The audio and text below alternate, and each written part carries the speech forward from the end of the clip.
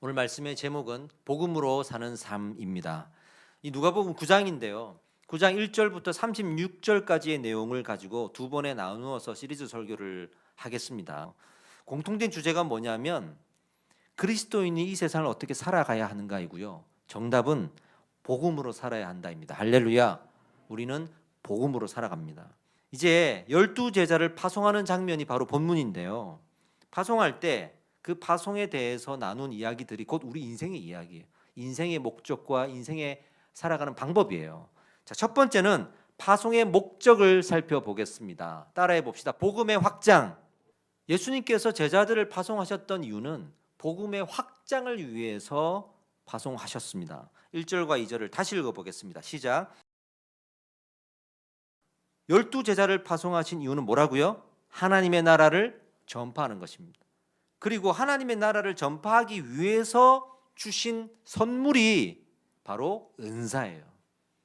치유와 회복을 일으키는 은사예요. 바꾸어 말하면 은사의 열매는 또한 복음의 열매가 되어야 돼요. 은사를 통해서 복음이 확장되어야 됩니다. 자, 두 번째, 그러면 그렇게 파송된 사람이 어떻게 생활해야 되는가? 복음으로 살아야 됩니다. 3절과 4절을 읽어보겠습니다.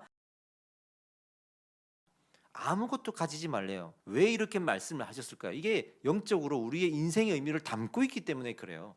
그래서 성경은 그것을 나그네의 삶이라고 말하고 있죠. 그러니까 아무것도 가지지 말라는 것은 진짜 무소유해라 이게 아니고 그 소유의 목적을 말하는 겁니다. 이 세상에서 영원히 살아갈 것처럼 무언가를 가지려고는 하지 마라. 복음을 위하여 가져야 된다.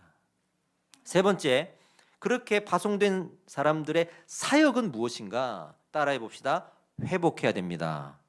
복음으로 사는 자의 삶은 반드시 회복의 열매가 일어납니다. 자기 안에서 회복이 일어나고 자기를 만나는 사람들 안에서 회복이 일어납니다.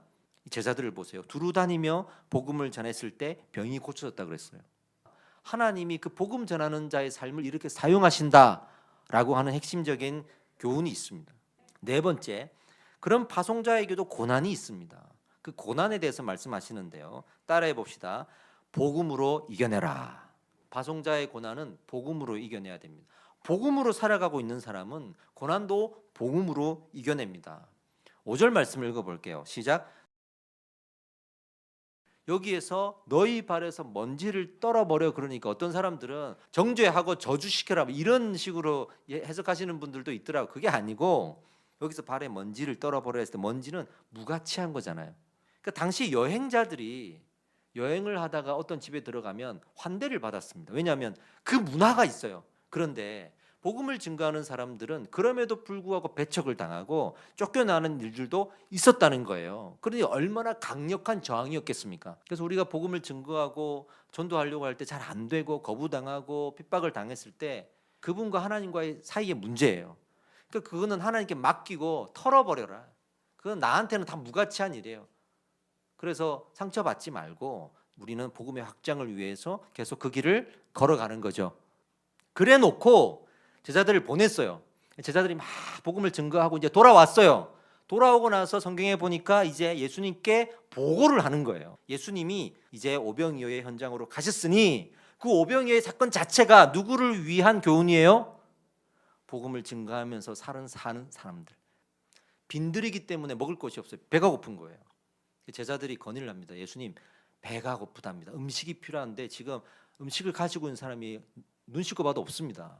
그러니까 사람들을 좀 마을로 보내가지고 음식을 좀 챙겨오게 해주시면 어떨까요? 라고 했거든요. 예수님께서 이런 거죠. 봐라, 내가 분명히 아무것도 갖지 말고 그 필요한 거 있으면 나를 의지하라. 하나님을 의지하라. 근데 니네 와가지고 보고를 들어보니까 하나님을 의지하지 않았어. 나는 그렇게 일하지 않아. 나는 이렇게 일할 것이다라는 것을 직접 이제 보여주십니다. 우리가 그렇잖아요. 복음을 증거하면서 복음을 위해서 소유한다. 좋아요. 아멘 할 수 있어요. 그런데 막상 살아보면 진짜 현실에서는 배가 고프거든요. 여러분 이 장면이 연상되는 구약의 어떤 사건이 또 기억나지 않으세요?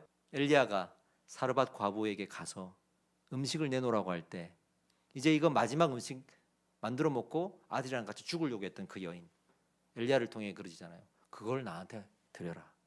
이 무슨 의미냐면 하나님의 방법을 말하는 거예요. 그냥 있던 그 기름병에 기름이 떨어지지 않는 거예요. 원래에 있던 것을 마르지 않게 해주시는 거예요. 이렇게 내가 사용하고 그 사용함이 우리를 메마르게 하고 죽어가게 하는 것이 아니라 그 복음의 통로가 된 우리를 오히려 살리게 하는 거예요. 이게 하나님의 방법입니다.